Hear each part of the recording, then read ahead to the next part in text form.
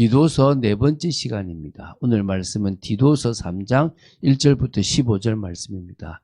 4절부터 7절 말씀을 합독하고 디도서 3장 전체를 보도록 하겠습니다. 그러면 디도서 3장 4절부터 7절 말씀을 한 목소리로 합독하겠습니다.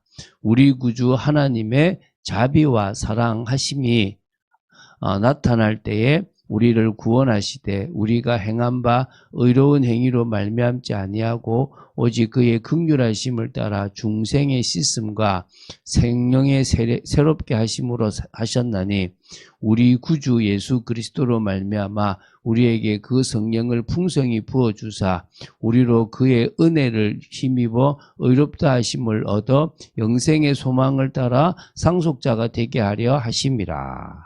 아멘. 자, 오늘은 디도서 3장을 보겠습니다.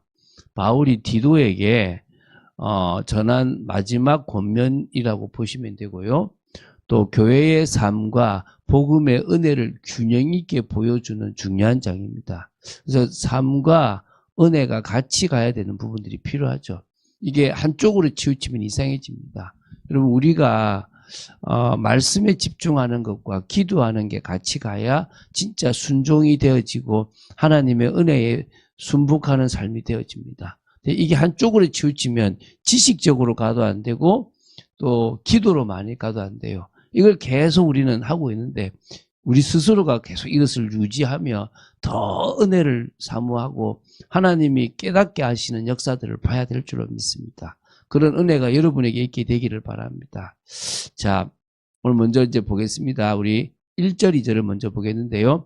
성도가 세상 속에서 가져야 될 태도에 대한 부분입니다. 바울은 디도를 통해서 성도들에게 세상 속 시민으로서 세상의 국민으로서 어떻게 살아야 하는지를 가르쳐요. 너는 그들로 하여금 통치자들과 권세 잡은 자들에게 복종하며 순종하며 모든 선한 일 행하기를 준비하게 하며 그랬습니다. 그래서 국가 권세와 통치자들에게 복종해야 하는 것을 기본적인 원리입니다.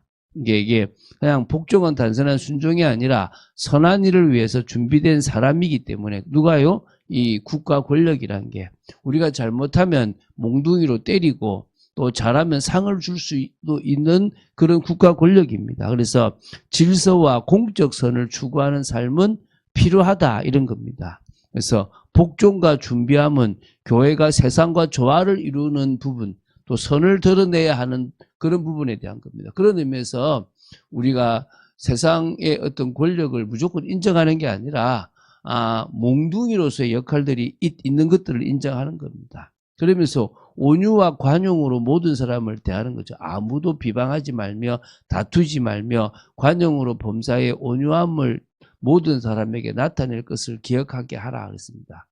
그러니까 남을 회방하지 마라, 비방하지 마라, 다투지 마라, 관용해라, 온유함으로 모든 사람을 대하라. 이게 이제 성도의 인격적 성숙, 복음의 아름다움을 드러내는 삶의 태도입니다. 처음에는 우리도 조금 가식적인 모습이 생길 수 있어요. 그런데 지날수록 중심을 대합니다. 우리는 싫은 소리를 안 해야 된다가 아닙니다. 싫은 소리를 해도 돼요. 싫은 소리가 무조건 나쁘다는 게 아니라 너무 사람하고 관계를 끊어 나가는 게 아니라 그 사람에게 유익이 되고 좋은 소리가 된다면 싫은 소리도 해도 되는 거예요. 그렇지만 결국은 복음의 아름다움을 드러내기 위한 부분이라면 괜찮다. 이런 부분이라고 보시면 돼요. 그래서 믿지 않는 자들까지 포함해서 모든 사람을 향하여 그렇게 우리는 나타내라. 뭐요? 복음의 아름다운 모습들을 나타내라 이 말이죠. 두 번째 이제 3절부터 7절인데요. 은혜로 구원하신 하나님의 자비하심을 우리가 이제 알고 그것에 따라서 나가라 이 말이죠. 성도가 선하게 살아야 할 이유는 인간의 본성 때문이 아닙니다. 누구 때문이요? 하나님의 구원의 은혜가 있기 때문입니다. 내가 인간이니까 인간은 인간다워야지가 아니라 인간다움은요 죄성입니다. 지금은 원래 만드신 인간다움은 죄성이 아닌데 사람들이 말하는 인간다움은 죄성입니다. 여러분 인간이 인간을 추구했던 때가 르네상스 시대, 인문주의가 발달했던 시대예요.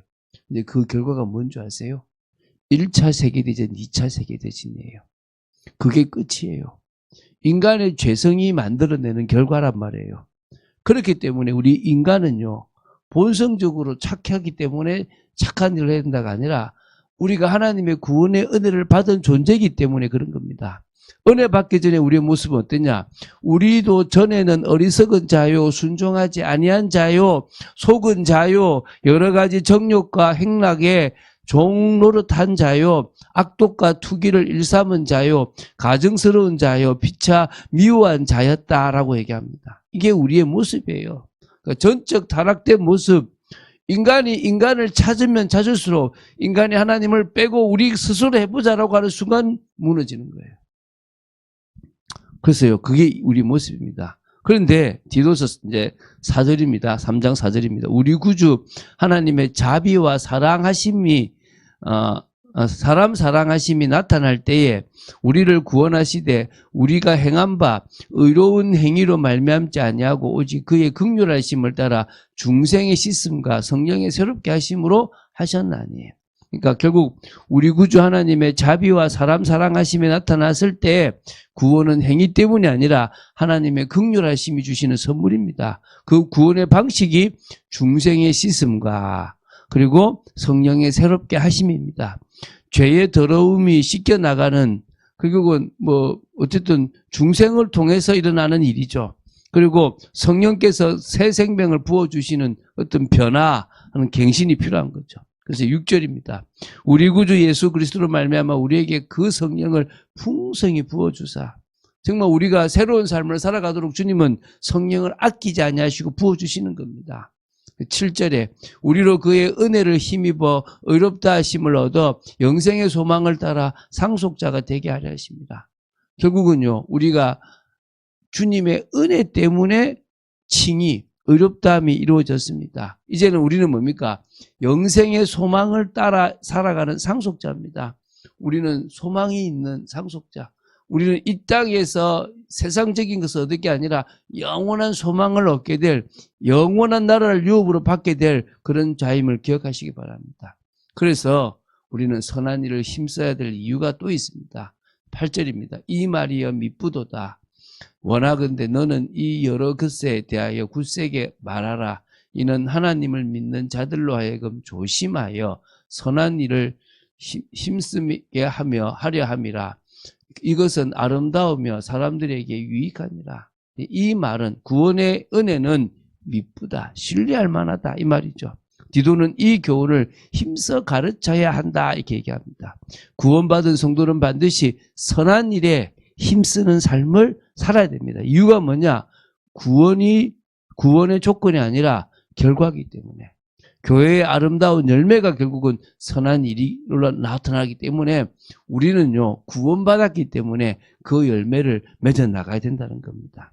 그러면서 이제 어리석은 논쟁들은 멀리해라라고 하는 게 이제 9절입니다.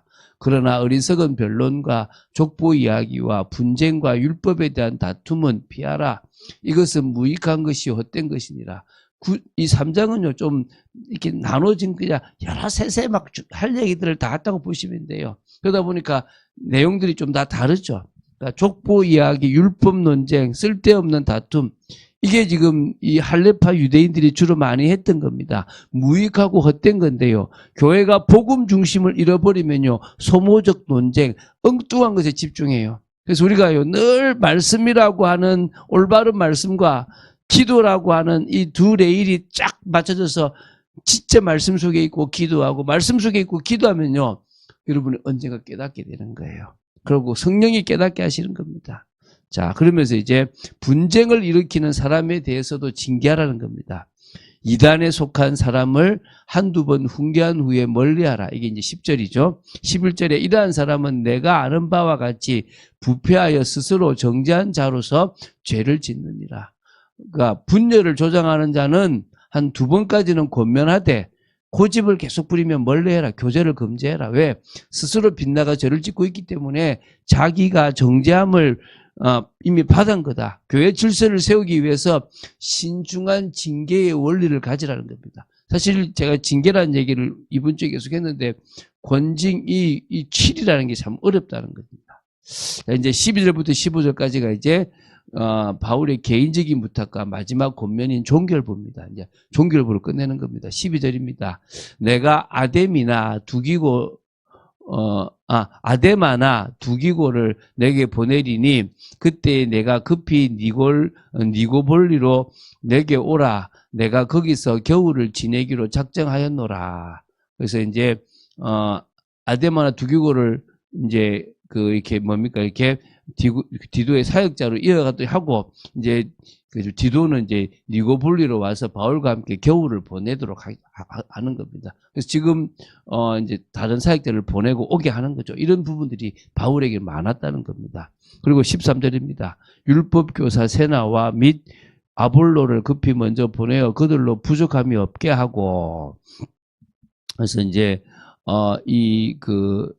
이게 뭐냐, 같이 이제 부족함이 없도록 그들에게 이제 뭡니까? 좀 도우라. 이런 부분들이 있는 거죠. 14절. 또 우리 사람들도 열매 없는 자가 되지 않게 하기 위하여 필요한 것을 준비하는 좋은 일에 힘쓰기를 배우게 하라. 이 말은 성도들이 계속 이런 분들을 돕고 헌신하면서 열매를 맺어가도록 만들어라. 사실 우리가 2026년에 사역자에 대한 축복을 누리려고 하는 것은 이제 이런 의미들이 있다는 거예요. 자, 이제 마지막입니다. 나와 함께 있는 자가 다 내게 무난하니 믿음 안에서 우리를 사랑하는 자들에게 너도 무난하라. 은혜가 너희 무리에게 있을지어다. 서로가 함께 은혜를 나누고 인사하고 나누는 그게 이제 교회입니다. 내가 좋아하는 사람이 아니라 누구든지 같이 은혜를 나눌 수 있는 거죠. 자, 디도서 3장을 보면요. 이제 내일 이제 전체를 우리 정리를 할 거고, 오늘 보면 성도는 바른 시민의 삶을 살아야 된다. 순종, 온유, 관용. 또 인간은 타락된 존재, 과거의 우리의 모습이기도 하다. 그런 우리가 하나님의 은혜와 긍휼, 자비, 성령의 새롭게 하심으로 구원을 받았다. 그리고 칭의와 영생을 얻었고 이제는 선한 열매를 맺어야 된다. 그러니까 헛된 논쟁도 그만하고 분쟁자를 경계하고 오히려 선교적으로 협력하고 성도의 실제적인 선행을 해봐라. 은혜를 늘 나누는 삶을 살아가라. 교회라고 하는 것은요, 은혜 놓치면 끝납니다. 근데 평상시에는요, 내가 은혜를 놓치고 있는지 아닌지 잘 몰라요. 내가 은혜 속에 있는 게 얼마나 중요한지 잘 모른다니까요. 근데 딱 문제가 생기면 그때 내가 드러나요. 내가 뭐가 부족하고 뭐가 안 되는지가 나오는 거예요. 그러면서 빨리 여러분이 복음 속으로 들어갈 수 있는 것은 말씀이 있다는 거예요. 말씀 없으면 한참 헤매다가 와요. 그래서 여러분 정말 끝까지 교회 축복 속에서 인도받는 여러분 되시기를 주 예수 그리스도 이름으로 축원드립니다. 주는 그리스도시요 살아계신 하나님의 아들이심을 고백합니다. 우리가 새벽을 깨우고 계속 기도하고 있는 것은 주님께서 은혜를 주셨기 때문임을 믿습니다. 아버지, 더욱더 저희들이 말씀 속에서 하나님의 은혜로 충만한 저희들 되도록 지켜주시옵소서. 주 예수 그리스도 이름으로 기도드립니다. 아멘.